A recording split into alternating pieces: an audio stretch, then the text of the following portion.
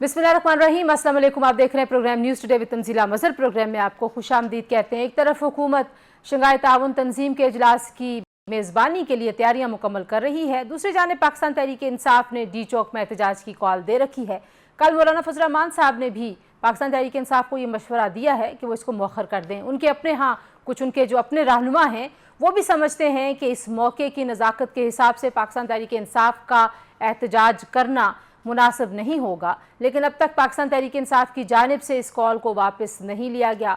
हुकूमत क्या प्लान रखती है, कैसे पाकिस्तान तहरीक इंसाफ को रोकेगी ताकि कोई बदमज़गी पैदा हुए बगैर शंघाई ताउन तंजीम का इजलास कामयाबी से हो जाए। हुकूमत ने यह ऐलान किया, आज तलाल चौधरी साहब ने भी ये कहा और दीगर रहनुमाओं ने भी कहा कि पाकिस्तान तहरीक इंसाफ चाहती है कि इस इजलास को सबूताज करे, लेकिन हम ऐसा नहीं होने देंगे। दूसरी जानिब हम ये देख रहे हैं कि पाकिस्तान तहरीक इंसाफ की जानिब से संगीन किस्म के इल्ज़ामात हुकूमत पर लगाए जा रहे हैं। इमरान खान साहब की सेहत को लेकर, उनके साथ जेल में जो नारवा सलूक रखा जा रहा है उस पर भी पाकिस्तान तहरीक इंसाफ ने बड़े संजीदा इल्ज़ामात हुकूमत पर लगाए हैं और किसी बड़े नुकसान की सूरत में ज़िम्मेदारान का ऐलान भी उमर अयूब साहब ने किया। कल हमने देखा था कि पाकिस्तान तहरीक इंसाफ की सियासी कमेटी का हंगामी इजलास हुआ था और उसके बाद अलामिये में सख्त तरीन एहतजाज का कहा गया था अगर हुकूमत इमरान खान साहब की वकला से और उनकी फैमिली से फौरी तौर पर मुलाकात नहीं कराती। हुकूमत के इस हवाले से मौक़िफ़ क्या है। दूसरा मामला है जनाब आइनी तरमीम का। आज फिर खुसूसी कमेटी का इजलास हुआ, उस इजलास में जो JUIFA की तरफ से सिफारशात थी वो सामने आई हैं। पाकिस्तान पीपल्स पार्टी और JUIFA ने उन सिफारशात पर अब मज़ीद मुशावरत करनी है, क्या कोई बड़ा ब्रेक थ्रू होगा या नहीं होगा, और हुकूमत को इस मामले में जो जल्दी का तासुर एक नज़र आ रहा है, क्या हुकूमत को वाकई जल्दी है, अक्टूबर का महीना क्यों अहम है। कुछ लोग समझते हैं कि काजी फायजा साहब की रिटायरमेंट से ये मामला जुड़ा हुआ है, कुछ लोग समझते हैं कि शायद हुकूमत को जस्टिस मंसूर अली शाह साहब अगले चीफ जस्टिस के तौर पर कबूल नहीं है। इस तासुर में कितनी सदाकत है, और फिर हुकूमत के सामने सियासी माहौल में जो मुआशी चैलेंजेस हैं उनका मुकाबला करने के लिए भी बहुत सारे बहरानों का सामना है। हुकूमत उन तमाम चैलेंजेस से कैसे निमट रही है, ये वो तमाम सवालात हैं जो हम रखेंगे वफाकी वज़ीर तवानाई डॉक्टर मुसद्दिक़ मलिक साहब के सामने, जिन्होंने हमें ज्वाइन किया है। बहुत शुक्रिया डॉक्टर साहब, आपने हमें वक्त दिया। सबसे पहले तो ज़ाहिर है SCO का इजलास एक बड़ा अहम मौका है और उस पर पाकिस्तान तहरीक इंसाफ की जानिब से डी चौक में ही एहतजाज का ऐलान किया गया है। आपकी तरफ से एहतजाज ज़ाहिर है रोकने की तो आप कोशिश करेंगे, लेकिन उससे पहले इस मामले को और उनके ऐलान को मौखर करने के लिए आप कुछ सियासी तौर पर भी कोशिश करेंगे? देखिए, पहली बात तो ये कि ना आपको और ना हमें कोई हैरानगी होनी चाहिए उनके इस ऐलान पे।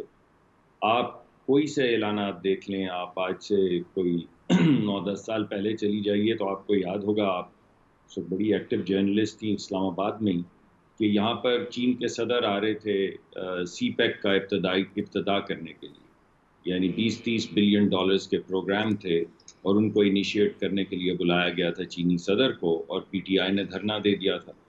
और आपको ये भी याद होगा कि बहुत से वफूद उनके पास गए, उनसे बात की, उनको कहा कि बस 2-3 दिन के लिए सिर्फ धरना मौखर कर दें ताकि हमारे जो सियासी नोक झोंक है उसमें मुल्क शिकार ना हो, ऐसा ना हो कि मुल्क की तरक्की रुक जाए। लेकिन आपने उसका नतीजा देखा कि क्या वो रुके?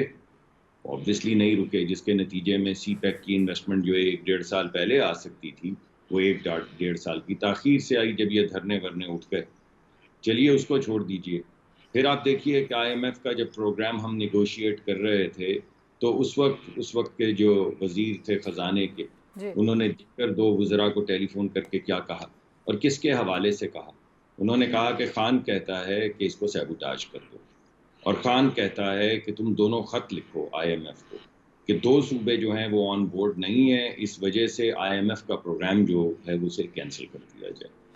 चलिए उसको भी छोड़ दीजिए।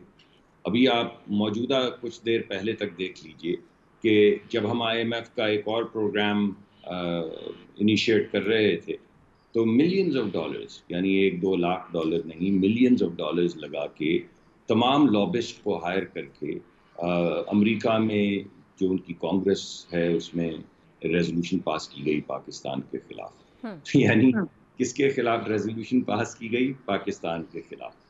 और किसने करवाई पाकिस्तान के खिलाफ ये रेजोल्यूशन पास? PTI ने। तो आप ये तीसरा नुक्ता भी जोड़ लें उससे اب یہ چوتھا نقطہ دیکھ لیں کہ جب IMF کا پروگرام ذرا آگے بڑھ رہا تھا تو خان صاحب نے کیا کہا. خان صاحب نے باقاعدہ ایک اعلامیہ جاری کیا کہ کوئی بھی IMF کا پروگرام جو یہ حکومت کرے گی، آنے والی حکومت اس کو آنر نہیں کرے گی. یعنی دوبارہ سے انہیں کہا کہ ملک کو کسی طریقے سے دیوالیہ ہو لینے دیں. اور یہ اس وقت جو آپ پاکستان کے اندر پاکستان کو اسٹیبلٹی میں شامل ہونا چاہتے ہیں، پاکستان کی اسٹیبلٹی کے لیے IMF کا پروگرام دینا چاہتے ہیں، یہ کسی بھی صورت نہ دیں. چلیے اس کو بھی چھوڑ لیجیے. ابھی جب یہ آئے تھے ہمارے ملیشیا کے وزیر اعظم تشریف لائے تھے اور اپنے ساتھ ایک بہت بڑا وفد لے کر آئے تھے، جس میں سے کچھ لوگوں سے تو میں نے بھی جو آئل اینڈ گیس سے ریلیٹڈ تھی وہ پاکستان میں انویسٹمنٹ کرنا چاہتے ہیں، تو اس حوالے سے وہ جب تشریف لائے اور یہاں موجود تھے ملک میں، تو PTI نے کیا کیا، ایک اور دھرنا اور کنٹینرز، اسی طرح فون بند. یعنی آنے والے وہ لوگ جو پاکستان میں انویسٹمنٹ کرنا چاہتے ہیں، انہوں نے ان کو کہا کہ آپ یہاں سے چلے جائیے کیونکہ ہم تو اس ملک کو دیوالیہ کر کے رہیں گے. اس کے بعد دیکھ لیجئے کہ ایک دن پہلے جو ہمارے ابھی بہت بڑا یہ ایک وفد آیا سعودی عربیہ، جی، جس کے نتیجے میں تقریباً $2.2 بلین یعنی $2200 ملین کے MOU سائن ہوئے، اور سرکار نے نہیں کیا. آپ یہ نہیں کہہ سکتی کہ ہو سکتا ہے یہ نہ ہو.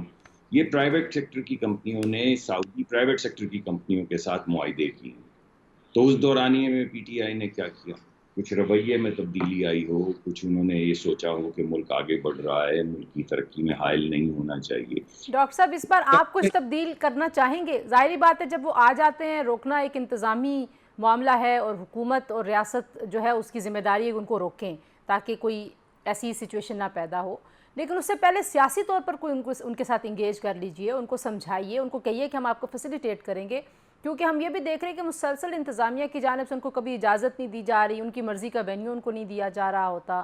تو کچھ مسائل تو ظاہر ہے آپ کے اینڈ پہ بھی ہوں گے. دیکھیے، ایک تو میں پہلی جو بات ہے اسے ختم کر لوں ایک سیکنڈ لے کے، جی جی کہ جب آپ ان تمام نقطوں کو جوڑیں تو ایک ہی کیمپین نکلتی ہے. وہ کیمپین جو عمران خان صاحب کے اور PTI کے آفیشیل ہینڈل سے چلتی ہے، اور وہ یہ کہ خان نہیں تو پاکستان نہیں. یعنی فیصلہ کیا ہے کہ خان نہیں تو پاکستان نہیں. اور کسی نے انہیں یہ نہیں بتایا کہ خان کو زندگی میں جو عزت ملی، آپ کو جو عزت ملی، مجھے جو عزت ملی، یہ سب تو پاکستان کی وجہ سے. ارے بھائی، اگر پاکستان نہیں تو کچھ بھی نہیں. اب میں آپ کی دوسری بات کی طرف آ جاتا ہوں. آپ کو یہ معلوم ہے کہ خان صاحب تو کسی سیاسی جماعت سے بات کرنے کے لیے تیار ہی نہیں ہے. یہ تو آپ کو معلوم ہے. یہ پہلا میرا نقطہ ہے. وہ تو کہتے ہیں کہ میں صرف اسٹیبلشمنٹ سے بات کروں گا، اور اسٹیبلشمنٹ کو بلیک میل کرنے کے لیے کہتے ہیں کہ میں اندرونی طور پہ بغاوت فوج میں کروا دوں گا اگر مجھ سے بات نہیں کرو گی. اور یہ بھی کہتے ہیں کہ میں قبر تک پیچھا کروں گا. کس کا پیچھا کروں گا؟ اسٹیبلشمنٹ کا اور ان کے لیڈرز کا پیچھا کروں گا. اور ابھی جو آپ نے اپنا ابتدائیہ دیا ہے اس میں آپ نے خود یہ کہا ہے کہ انہوں نے کہا کہ میں سینئر قیادت جو فوج کی ہے اسے نہیں چھوڑوں گا، ہم نہیں چھوڑیں گے اگر خان کو کچھ ہو گیا. ارے بھائی، خان کو 3-4 ہفتے پہلے کچھ نہیں ہوا، خان کو 6 ہفتے پہلے کچھ نہیں ہوا، خان کو 3 مہینے پہلے کچھ نہیں ہوا. یہ جب SCO کے لوگ آ رہے ہیں بس تبھی خان کو کچھ ہوگا، اور اسی SCO کی آنے والی لیڈرشپ کے سامنے آپ تھریٹن کر رہے ہیں کہ ہم فوج میں یہ کر دیں گے. اور لیکن ڈاکٹر صاحب اس کا حل ہے نا، آپ ان کا ایک ڈیلیگیشن وہاں جانے دیں، ان کہیں جی ملے خان صاحب سے، اور لوگوں کے سامنے اس کو ٹرانسپیرنٹ کر دیں کہ جا کے ملنے جو الزامات لگ رہے ہیں کہ کھانے میں پتہ نہیں کیا ملا کے دے رہے ہیں، صحت کے حوالے سے تشویش ہے. عمر ایوب صاحب تو بہت آگے چلے گئے، انہوں نے کہا کچھ ہو گیا تو DGM آئے، DGS آئے اور وزیر اعظم یہ سارے اور آرمی چیف صاحب ذمہ دار ہوں گے. یہ تو آپ میری ہی بات کو دہرا رہی ہیں نا. تو آپ جو میں نقطہ آپ کے سامنے اور آپ کے ذریعے عوام کے سامنے رکھ رہا ہوں، آپ اسی کو اسٹرینتھن کر رہی ہیں. آپ بھی وہی کہہ رہی ہیں کہ وہ تھریٹن کر رہے ہیں، اور ابھی کر رہے ہیں جب بیرونی تمام یہ ممالک کے لوگ پاکستان میں آ رہے ہیں اور اس بات کو کنفرم کر رہے ہیں کہ پاکستان ایک اسٹیبل ملک ہے. تو بات یہ ہے کہ خان صاحب سے آپ مجھے بتائیے، خان صاحب آپ کو معلوم ہے، آپ بے شک چلی جائیے، خان صاحب سے مل لیجیے اور ان سے پوچھ لیں کہ وہ سیاسی جماعتوں سے بات کرنے کے لیے تیار ہیں. میں نے تو آج تک یہ بات نہیں سنی کہ وہ تیار ہیں. ایک دن ایک شخص کو اپوائنٹ کرتے ہیں، پھر اس کو ہٹا دیتے ہیں. ایک دن ایک صاحب کو کہتے ہیں تم جا کے اسٹیبلشمنٹ سے ملو، پھر سنا ہے وہ آ کے انہیں کہتے ہیں اور تجھے کس نے کہا تھا ملنے کے لیے. تو ارے بھائی وہ کس سے بات کرنا چاہتے ہیں, کون ان سے بات کر سکتا ہے؟ آج آپ نے ابھی مجھے تو اور الزام ہے نا, آپ تو وہ کہہ رہے ہیں کہ جیل میں بہت ظلم آپ نے ڈھا دیے ہیں, اور وہ یہ کہہ رہے ہیں کہ مریم نواز صاحبہ جو وزیر اعلیٰ پنجاب ہیں ان کی ہدایات کے اوپر یہ ہو رہا ہے, اور پھر وہ کہتے ہیں محسن نقوی صاحب یہ سارا کچھ کر رہے ہیں. تو مطلب یہ جو الزامات ہیں اس کا تو طریقہ کار بڑا سادہ نا, یہاں سے اڈیالہ کتنا دور ہے, آپ جانے دیں ان کے ایک ڈیلیگیشن کو, کہیں بھئی آپ جائیے ساتھ میڈیا کو بھیجیے کہ جی کوئی ظلم و ستم نہیں ہو رہا, یا یہ مشکل کام ہے؟ آپ کو لگتا ہے کہ یہ ابہام رہنا چاہیے اور لڑائی رہنی چاہیے؟ بالکل ایسی تو کوئی بات نہیں ہے. ابھی کچھ دن پہلے تک تو سارا میڈیا وہاں پہ تھا, انہوں نے وہ جمنیزیم بھی دیکھا جو ان کا دیوار توڑ کے ساتھ میں ایکسرسائز کی سائیکلز اور ایکسرسائز کا سارا سامان رکھا گیا ہے. اس سے پہلے جب ہمارے جتنے بھی قائدین تھے جنہیں قید کیا گیا تھا ان کے لیے جم بنائے گئے تھے. ان کے تو خان صاحب نے کہا تھا میں پنکھے اتار دوں گا, میں کولر اتار دوں گا, میں اے سی نہیں لگنے دوں گا, میں ٹیلی ویژن نہیں لگنے دوں گا. آپ کو وہ تمام گفتگو یاد ہے. اور یہاں پہ کسی نے اپوز کیا ہو کہ خان صاحب کو ایکسرسائز کرتے ہیں, ان کو ایک جم کی ضرورت ہے, ایکسرسائز سائیکل کی ضرورت ہے, ویٹس کی ضرورت, کسی نے روکا انہیں؟ اور آپ کے سامنے وہ بل آیا 60 لاکھ روپے کا, جو دیسی مرغ اور دیسی جو خوراک ہے ان کو پہنچانے کا جو بل آیا کچھ مہینوں کا, تو وہ بھی آپ کے سامنے. تو یہ دیسی مرغ والی گفتگو بھی ہو چکی, جم والی گفتگو بھی ہو چکی, اور ہمیں کوئی اعتراض نہیں, اگر عدالت چھوڑنا چاہے تو چھوڑ بھی دے انہیں, لیکن جب تک وہ جیل میں ہیں, جیل میں تو جم ہی دیا جا سکتا ہے اور دیسی مرغی دی جا سکتی ہے. ہم تو اپنے گھر میں دیسی مرغی نہیں کھاتے, ان کو جیل میں دیسی مرغی مل رہی ہے, اور ساتھ میں آپ کہہ رہے ہیں کہ زہریلی دیسی مرغی, اور ان کے ساتھ بڑا ظلم ہو رہا ہے. کسی نے پنکھا اتارا, کسی نے اے سی اتارا, کسی نے کولر اتارا, کسی نے جم روکا, کسی نے دیسی مرغی یا دیسی غذا جو ہے اسے روکا. تو یہ تو بہت زیادتی ہے کہ نہیں بس کیونکہ عمر ایوب صاحب نے کہہ دیا, اگرچہ ہمارے دوست ہیں, ٹھیک اس ہے. وجہ سے. اچھا یہ آپ بتائیے کہ اب کیا ہوگا اگر وہ نہیں لیتے کال واپس؟ کل ہم دیکھ رہے تھے مولانا صاحب نے بھی ان کو کہا کہ مناسب ہو کہ وہ اس کو مؤخر کر دیں. انہوں نے کہا کہ پی ٹی آئی کے دوستوں سے میری بھی گزارش ہے, پیپلز پارٹی کی رہنما میں سن رہی تھی شہری رحمان اور دیگر بھی ان کو کہہ رہے ہیں کہ مناسب ہوگا. حکومت کی طرف سے بھی ایک باضابطہ طور پر اگر ان کو کہہ دیا جائے کہ مناسب ہوگا آپ کچھ دنوں کے لیے مؤخر کر دیں, یا آپ وہ نہیں کریں گے, لیکن اگر وہ آ جاتے ہیں تو وہ سینیریو بھی تو ڈاکٹر صاحب بڑا عجیب ہوگا نا, جو مہمان آئے ہوئے ہیں, آپ کو پتہ سیکیورٹی ارینجمنٹس کے لیے بھی آپ سارا کچھ بند تو نہیں کر پائیں گے, انٹرنیٹ بند کر دیں گے, فون بند کر دیں گے, اتنی بڑی کانفرنس یہاں پہ ہوسٹ آپ کر رہے ہیں, تو کیسے مینیج کریں گے؟ میڈم دوسرا راستہ یہ ہے کہ وہ جس طرح پہلے آ رہے تھے جتھے لے کر, ان کو آنے دیا جائے. کیا مسئلہ ہے؟ دونوں باتیں تو اکٹھی نہیں ہو سکتی. جب وہاں سے چلتے ہیں وزیر اعلیٰ خیبر پختونخوا کے, اب وہ یہ کہتے ہیں کہ میں جیل توڑ کے قیدی کو لے جاؤں گا, اور یہ کہا ہے, اعلان انہوں نے کیا ہے, اور ہو سکتا ہے آپ کے ٹیلی ویژن پہ بھی یہ چلا ہو. یا وہ یہ کہتے ہیں کہ میں آ رہا ہوں اسلام آباد پہ قبضہ کرنے, اور کسی کا باپ بھی مجھے نہیں روک سکتا. تو ہمارے پاس تو 2-3 راستے ہیں.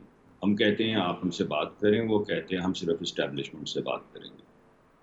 اسٹیبلشمنٹ سے بات کرنے کے حوالے سے وہ کہتے ہیں کہ اس اسٹیبلشمنٹ سے بات کریں گے جس کا قبر تک پیچھا کریں گے, اور ابھی آپ نے جو کہا ہے میں اسے دہراؤں گا نہیں. تو ایک تو یہ بات ہوگی, بات چیت کی جو سلسلہ ہے, مولانا فضل الرحمان ان کے ساتھ ہیں, ان کے ساتھ بات چیت کر رہے ہیں, ان کے پارٹنر بھی ہیں کسی حد تک, تو مولانا کی بات وہ سن نہیں رہے, مولانا سے بات وہ کر نہیں رہے. اسٹیبلشمنٹ سے بات وہ کرنا چاہتے ہیں قبر میں جا کے, ہمیں وہ کہتے ہیں چور, اور ہم سے وہ ویسے بات نہیں کرتے. تو یہ تو بڑی عجیب سی بات ہے کہ ٹیلی ویژن پہ یہ پوچھا جائے کہ آپ ان سے بات کر لیں. اگر آپ مجھے اپنے پروگرام پہ نہ بلانا چاہیں تو میں کیا کروں؟ ایسا میں ہی آپ کے پروگرام میں آ سکتا ہوں کسی بھی طریقے سے, آپ جب بلائیں گی, یا میں اگر آپ کو, آپ سے پرانی دوستی ہے, میں اگر آپ کو کہوں کہ دیکھیے مجھے پروگرام پہ لے لیں, تو آپ اگر مہربانی فرمائیں گی اور مجھے دعوت دیں گی تو میں آؤں. ابھی آپ نے یہ جو پچھلے پروٹیسٹ ہوئے ہیں, آپ تو آپ کے ساتھ کیمرہ مین بھی ہیں, اور آپ ماشاءاللہ ایک بڑے ٹی وی کو آپ چلاتی ہیں, آپ نے کتنے لوگ دیکھے یہ 4-5 جو پروٹیسٹ کی کال ہوئی ہیں, آپ نے کتنے لوگ دیکھے؟ کہیں 300, کہیں 500. تو یہ باقی لاکھوں کروڑوں جن کا ذکر ہوتا ہے وہ لوگ کہاں ہیں؟ اس وجہ سے یہ دعویٰ کر دینا کہ لوگ ان ہمارے کو آپ ساتھ, کنٹینر لگا کے روک دیتے ہیں ہر بار, مسئلہ یہ ہے. کنٹینر کے باہر تو آپ کو لاکھوں کروڑوں کے مجمع نظر آنے چاہیے. جب پہلے انہوں نے کال دی تھی, جو کال پھر مؤخر کر دی تھی آخری دن, اس دن جی ٹی روڈ تو چوک ہونا چاہیے تھا. قافلے چل رہے ہوتے کراچی سے, حیدرآباد سے, اور آپ ہمیں دکھاتی کہ دیکھیں یہ کروڑوں لوگ آ رہے تھے, اور خان صاحب نے مؤخر کر دی. یعنی انہوں نے 2 گھنٹے پہلے, 3 گھنٹے پہلے مؤخر کیا اس احتجاجی جلسے کو. تو کہاں تھے وہ لوگ جنہوں نے آنا تھا سندھ سے یا کسی اور جگہ سے, وہ تو چل پڑے ہوتے نا قافلے. وہ لاہور کے فیصل آباد کے قافلے کہاں تھے؟ بریک لے لیتے ہیں. آئینی ترمیم کے معاملے پہ بھی آپ سے ہم بات کرنا چاہتے ہیں کہ اس پہ جو اتفاق رائے کا ایشو اس پہ نون لیگ کہاں پہ سٹینڈ کرتی ہے, اور پھر ظاہر ہے آپ کی اپنی ایکسپرٹیز ہے انویسٹمنٹ اور انرجی کے حوالے سے, وہ بھی ہم بات کرنا چاہیں گے. بریک کے بعد واپس آتے ہیں جی, ہمارے ساتھ رہیے. جی پروگرام میں ایک بار پھر آپ کو خوش آمدید کہتے ہیں. جی بات ہم کر رہے ہیں سینیٹر ڈاکٹر مصدق ملک سے, وزیر توانائی. ڈاکٹر صاحب, دوسرا معاملہ جو ہے وہ ذرا زیادہ امپورٹنٹ ہے کیونکہ اس پہ حکومت نے کچھ پھرتی دکھانے کی کوشش کی, اور ایسا لگتا ہے کہ آپ لوگوں کے ذہن میں جو ٹائم لائن ہے وہ بڑی امپورٹنٹ ہے, اور لوگ اس کو جوڑتے ہیں 25 اکتوبر کو, کیونکہ قاضی فائز عزت صاحب نے ریٹائر ہو جانا ہے, ان کا الوداعی شائعہ اس کے انتظامات شروع ہو چکے ہیں, لیکن نئے چیف جسٹس کا ابھی تک نوٹیفیکیشن جاری نہیں ہوا. یہ بات اگر میں آپ سے پوچھوں کہ یہ بات کنفرم سمجھی جائے اب یہ کہ قاضی فائز عزت صاحب 25 اکتوبر کے بعد چیف جسٹس آف پاکستان نہیں رہیں گے, وہ ریٹائر ہو رہے ہیں, حکومت کے پلان کے مطابق یہی ہے؟ تو جو بات قاضی فائز عیسیٰ صاحب نے قید کر دی وہ بات آپ مجھ سے کاہے کو پوچھیں گے؟ اور ابھی انہوں نے اعلان کیا, 2 یا 3 مرتبہ وہ اعلان کر چکے ہیں کہ وہ چیف جسٹس نہیں رہنا چاہتے, وہ چیف جسٹس نہیں رہیں گے. تو پھر جو اس کا جو دوسرا پہلو ہے وہ یہ ہے کہ شاید آپ لوگ چاہتے ہیں کہ جسٹس منصور علی شاہ صاحب چیف جسٹس نہ بن پائیں. آئینی ترمیم کے حوالے سے جو جلدی ہے نون لیگ کو, یا جو ٹائم فریم آپ کے ذہن میں ہے, یا آپ جو چاہتے ہیں کہ اکتوبر کے مڈ تک یہ ہو جائے, اور ایس سی او کے اجلاس کے بعد ذرائع ہمیں دعویٰ کرتے ہیں کہ آ بھی جائے گی ترمیم فلور آف دا ہاؤس, تو اس میں کوئی جڑا ہوا ہے معاملہ کسی شخصیت کے ساتھ حکومت کی جانب سے؟ دیکھیے, سید منصور علی شاہ صاحب میرے کنٹمپریری ہیں, اور جب یہ طالب علم تھے تو بڑے ریمارکبل طالب علم سمجھے جاتے تھے. اسی زمانے میں یہ جسٹس یحییٰ آفریدی صاحب بھی بڑے ریمارکبل اسٹوڈنٹ سمجھے جاتے تھے. پھر آپ نے ان کے کریئرز دیکھے, دونوں بین الاقوامی جو بہترین یونیورسٹیز ہیں وہاں سے پڑھ کر آئے, پھر دونوں نے وکلا کے طور پہ اپنا لوہا منوایا اور بہترین وکیل ثابت ہوئے, اور اب بہترین جج وہ رہے ہیں. ہم کسی ایک فیصلے پہ تو تنقید کر سکتے ہیں, اور کسی فیصلے کے حوالے سے تو اس کا تنقیدی جائزہ لینا ہمارا حق ہے, لیکن ایسی بات کہ جسٹس منصور علی شاہ صاحب جو ہیں وہ ہمارے لیے ناقابل قبول ہیں, یہ تو بالکل مجھے تو بے ہنگم سی بات لگتی ہے. کچھ ایسا نہیں ہے نون لیگ کی جانب سے؟ یہ ویلاگرز, یوٹیوبرز, پی ٹی آئی مسلسل آپ کو یہ کہہ رہی ہے کہ آپ لوگ اس وجہ سے یہ سارا کچھ کر رہے ہیں. باقی باتیں بھی کی ہیں. پی ٹی آئی نے تو وہ شنکر صاحب جو وزیر خارجہ ہیں ان کو بھی بلایا اپنے جلسے میں. آپ پی ٹی آئی کی باتیں مانیں تو پھر چھوڑ دیں, پھر ہم سے بات کرنے کی ضرورت ہی نہیں ہے, صرف پی ٹی آئی کی باتیں سن لیں, کیونکہ پی ٹی آئی کی باتوں کے اندر کون سی ایسی بات ہے جو کسی ایویڈنس کی بنیاد ہو. اس وجہ سے یہ معاملہ جسٹس منصور علی شاہ صاحب کا نہیں ہے, وہ بڑے قابل عزت جج ہیں, اور دیگر ججز بھی جو ہیں وہ اسی طرح, اور بھی جتنے ججز اس وقت بینچ پہ بیٹھے ہوئے ہیں وہ بڑے ریمارکبل اسٹوڈنٹس, بڑے ریمارکبل وکیل رہے ہیں. اور کیونکہ کچھ عمر ایسی ہے کہ وہ اس زمانے میں اسٹوڈنٹ تھے تو ہم بھی اسٹوڈنٹ تھے, وہ پروفیشنل بنے تو ہم بھی پروفیشنل بنے, وہ جج بنے تو ہم بھی کسی اور راستے پہ چل پڑے, تو پورے کریئرز لوگوں کے ہمارے سامنے پڑے ہیں. لیکن یہ معاملہ کہ آئین میں ترمیم ہونی چاہیے, یہ معاملہ تو چلا تھا تمام جو کاؤنسلز ہوتی ہیں وکلا کی, ان سے چلا تھا. یہ تمام معاملات جو آج ڈسکس ہو رہے ہیں, میں پوچھنا صرف یہ چاہوں گا کہ ان میں کون سا معاملہ نیا ہے, اور کیا یہ تمام معاملات جو ہیں وہ وکلا اور ان کی تنظیموں نے نہیں اٹھائے؟ لیکن آپ کے کولیگز ہیں, آپ کے کیبنٹ کے کولیگز ہیں, انہوں نے کہا جی کہ آج ہو جائے گی ترمیم. آپ نے چھٹی والے دن اجلاس بلایا, ایک پورا ماحول آپ کے سامنے, مطلب وہ کہتے ہیں نا اسٹیج سیٹ کر دیا آپ نے, اور اس کے بعد پتہ چلا کہ مشاورت ہی نہیں ہوئی. پھر یہ بھی تاثر ملا کہ نون لیگ کے اپنے وزیر قانون کے پاس کوئی مسودہ بھی نہیں ہے. تو مطلب یہ جو چیزیں تھیں, آپ کو نہیں لگتا کہ اس سے سیٹ بیک ہوا ہے اس پورے پروسیس کو؟ کیونکہ ظاہر ہے جو کانسٹیٹیوشن ہے وہ کلیکٹیو وزڈم کا ایک ڈاکیومنٹ ہے, عوام کی امانت ہے, اور اس میں ایک تبدیلی ہونی ہے. وہ اتفاق رائے سے ہی ہو تو اچھی بات ہے پاکستان جیسے ملکوں میں, ورنہ تو کوئی کسی کی بات ہی نہ مانے یہاں پہ. جی, اتفاق رائے کے علاوہ کوئی چارہ ہی نہیں, اور اتفاق رائے ایک تو کنسنسس کی شکل میں ہو سکتا ہے, ایک میجورٹی کی شکل میں ہو سکتا ہے. اچھا. اور جب آپ پارلیمان میں جاتے ہیں تو آئینی ترامیم کے لیے بڑا مشکل ہرڈل ریٹ رکھا گیا ہے, یعنی 2/3 سینٹ کی اور 2/3 نیشنل اسمبلی کی انڈیپینڈنٹلی.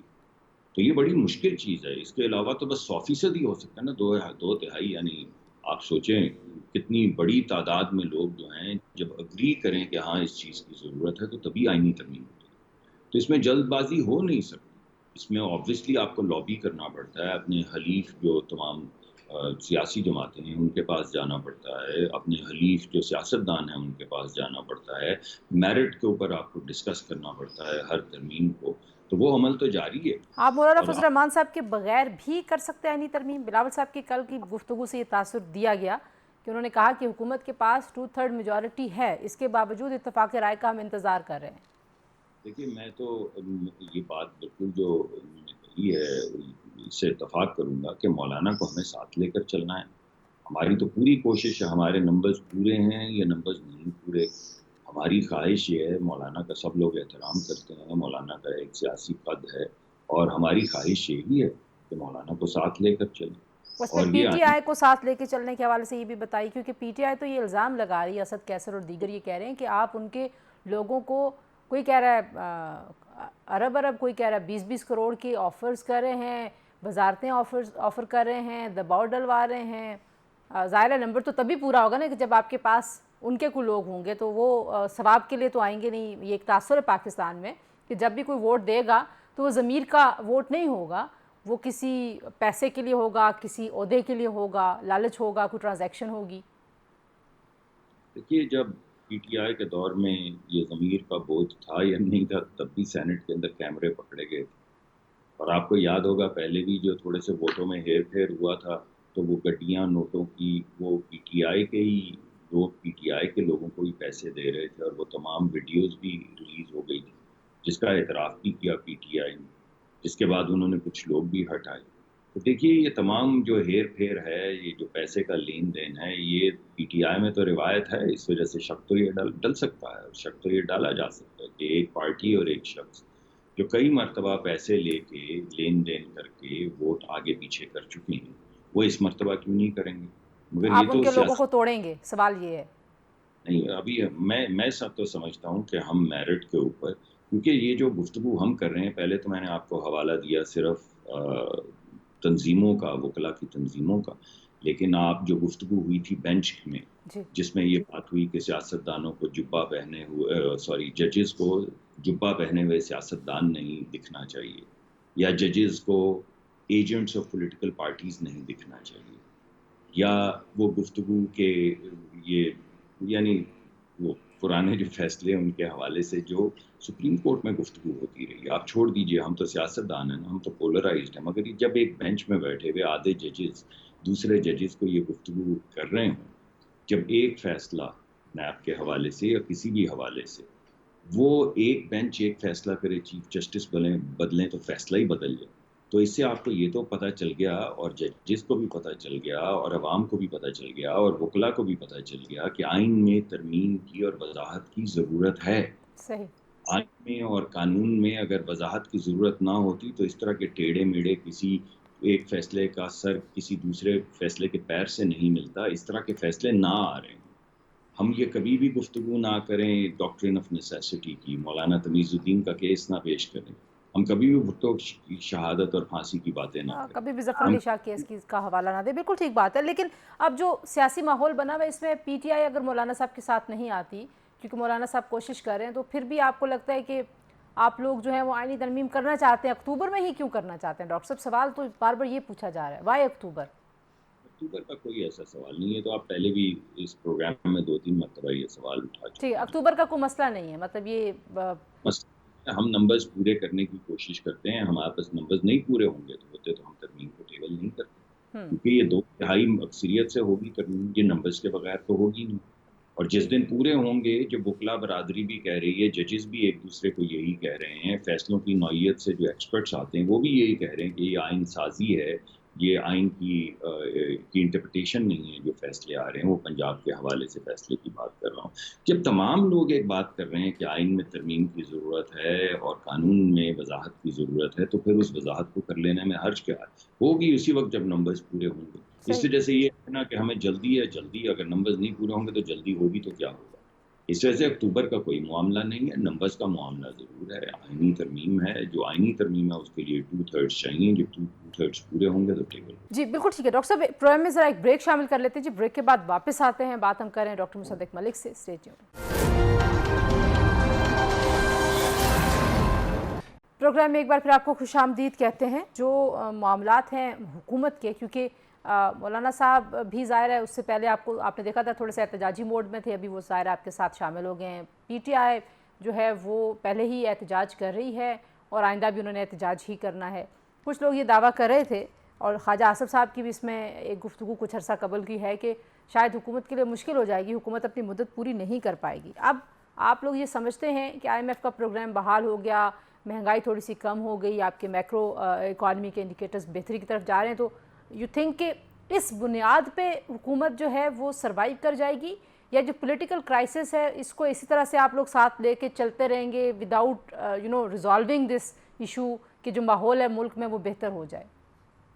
मैडम, पहली बात तो ये तो महंगाई में थोड़ी सी कमी तो ऐसा तो मत करिए, तो थोड़ी सिंगल डिजिट हो जी 40%, 48%, 48% थी खाने पीने की अशिया में महंगाई की शरह, अब 1.5%।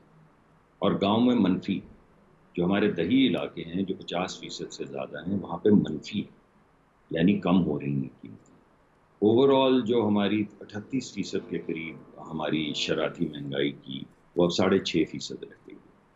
जो हमारा इंटरेस्ट रेट था जो 24-25% चल रहा था, वो 17% हो चुका है और इंशाल्लाह और नीचे आएगा ताकि कारोबार आगे बढ़े। हमारे बैलेंस ऑफ ट्रेड जो है वो कंट्रोल में आ चुका है।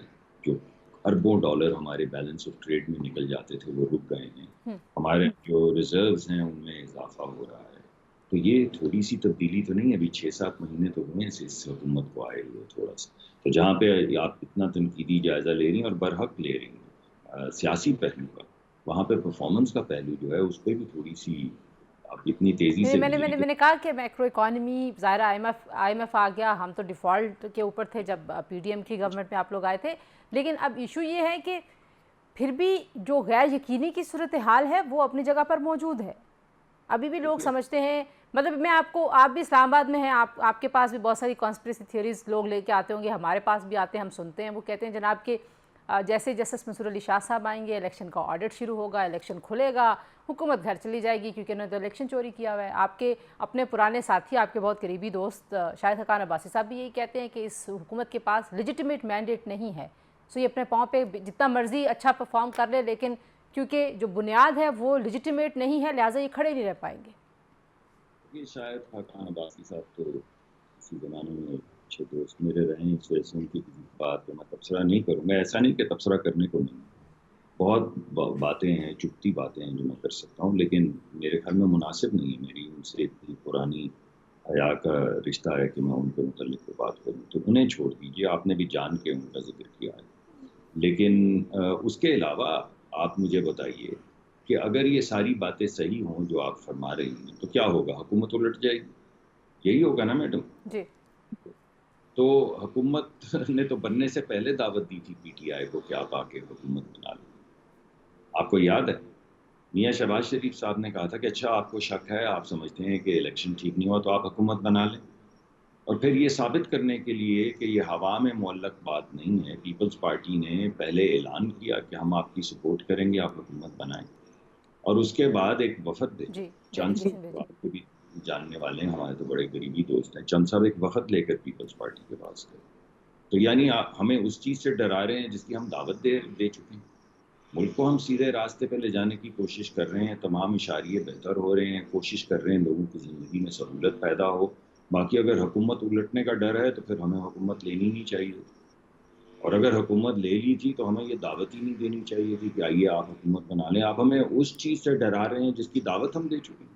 सही आपके पास नंबर पूरे होते हैं तो आइए हुकूमत बना लीजिए, लेकिन ये मत कहें कि हिंदुस्तान के वज़ीर ख़ारजा जो हैं वो डी चौक में आके तकरीर करें पाकिस्तान के खिलाफ, ये बात ना करें। आप हुकूमत में भी होंगे तो हम एहतजाज सर, आप सारे लोग ये कहते हैं कि ये मतलब इन सो मेनी वर्ड्स हर कोई ये कहता है कि ये एंटी स्टेट एजेंडा है जिसके ऊपर पाकिस्तान तहरीक इंसाफ पूरे मामले को डिरेल करती है। आपकी तरफ से कहा गया कि हम इस पे पाबंदी लगाएंगे, फिर वो वापस ले ली गई बात। कहा गया कि शायद वज़ीर इत्तलात ने जज्बातियों की बात कर दी थी, शायद को उसके ऊपर कोई, मैं ये नहीं कह रही कि किसी सियासी जमात पे पाबंदी होनी चाहिए, मैं ये कह रही हूँ कि जो इल्ज़ामात इतने संगीन लगते हैं उसके बाद हम देखते हैं कि अमली तौर पर हुकूमत के पास बहुत सारे कानूनी ऑप्शंस होते हैं चीज़ों को रोकने के लिए, लेकिन आप रोकते नहीं हैं। सो ऐसे लगता है कि ये एक बाय डिज़ाइन है कि बस वो जो मर्ज़ी करते रहें, وہ آئیں، آپ کہتے ہیں دھاوا بولنے آ رہے ہیں، آپ کہتے ہیں یہ ریاست پر یلغار ہے، پھر وہ دوبارہ چلے جاتے ہیں، پھر دوبارہ سے ایک اور اعلان کر کے آ جاتے ہیں. کتنی دیر تک یہ ہو سکتا ہے؟ پہلی بات تو یہ ہے کہ ہم تو نہیں کہتے دھاوا بولنے آ رہے ہیں. آپ ایسا کیجئے کہ آپ اس پروگرام کے ساتھ جب یہ ختم ہونے لگے تو وزیر اعلیٰ کی کلپس چلا دیں، تاکہ آپ کو یہ پتہ چل جائے اور آپ کے ذریعے عوام کو پتہ چل جائے کہ یہ کون کہہ رہا ہے کہ ہم دھاوا بولنے آ رہے ہیں، یہ کون کہہ رہا ہے کہ ہم جیل توڑنے آ رہے ہیں، یہ کون کہہ رہا ہے کہ ہم کسی کا باپ بھی ہمیں نہیں روک سکتا. تو پہلی بات تو یہ ہے کہ جو گفتگو آپ کہہ رہی ہیں کہ آپ یہ کہہ رہے ہیں، ایسا ہے نہیں، یہ تو وہ کہہ رہے ہیں. اور آپ عمران خان صاحب کا بھی کلپ 9 مئی سے چند دن پہلے کا چلا دیں، جس میں گاڑی میں بیٹھتے ہوئے انہوں نے کہا تھا کہ اگر مجھے پکڑیں گے تو ایسی کی تیسی اینٹ بچ جائے گی پورے ملک کی. تو بجا دی نا. تو یاد پہلی بات تو میں یہ تصحیح کرنا چاہوں گا کہ ہم یہ نہیں کہہ رہے ہیں، یہ تو پی ٹی آئی کہہ رہی ہے اور برملا کہہ رہی ہے، اور وہ گلے میں پٹکا ڈال کے اور گریبان کھول کے کہہ رہی ہے. تو پہلی بات تو یہ ہے کہ ہم یہ نہیں کہہ رہے، یہ پی ٹی آئی کہہ رہی ہے. صحیح. پی ٹی آئی ہوا میں نہیں کہہ رہی. اس سے پہلے پی ٹی آئی قبضہ کر چکی ہے پارلیمان. اس سے پہلے کور کمانڈر کا گھر جلا چکی ہے پی ٹی آئی. اس سے پہلے شہیدوں کے مجسموں کی گردنیں کاٹ کے اسے اٹھا کے پٹک چکی ہے پی ٹی آئی. اس سے پہلے جا کے سرگودا بیس کے اوپر جہازوں کو آگ لگا چکی ہے پی ٹی آئی. ان میں کوئی ایسی بات نہیں جو ہم مفروضے میں کہہ رہے ہیں. ایک ایسا شخص جو یہ تمام کرمنل ایکٹیویٹیز کر چکا ہے، جب وہ کہتا ہے کہ اب میں دوبارہ کرنے آ رہا ہوں، تو پھر وفاقی حکومت کا فرض ہے کہ انہیں روکے.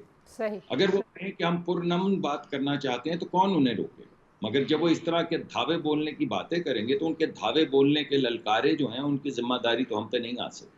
اس کی ذمہ داری انہی کو اٹھانی ہے. ایک آخری نقطہ بڑا امپورٹنٹ ہے، میں اس پہ ضرور آپ کی رائے لینا چاہوں گی. Pakistan Iran pipe gas line کے حوالے سے ابھی ایک آپ نے ورکنگ کمیٹی ایک گروپ بنایا ہے جو اس کو دیکھے گا، لیکن معاملات کہاں پہ ہیں اس وقت؟ کیونکہ جو خبریں آئی تھیں اور ایران کی طرف سے یہ کہا گیا تھا کہ وہ عالمی عدالت میں جائیں گے، شاید پاکستان نے اپنی کمٹمنٹ پوری نہیں کی.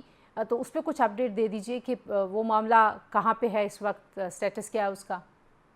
ایک تو یہ ہے کہ ذرا پیچیدگی ہے اس طرح ایک سینسیٹیو معاملے کو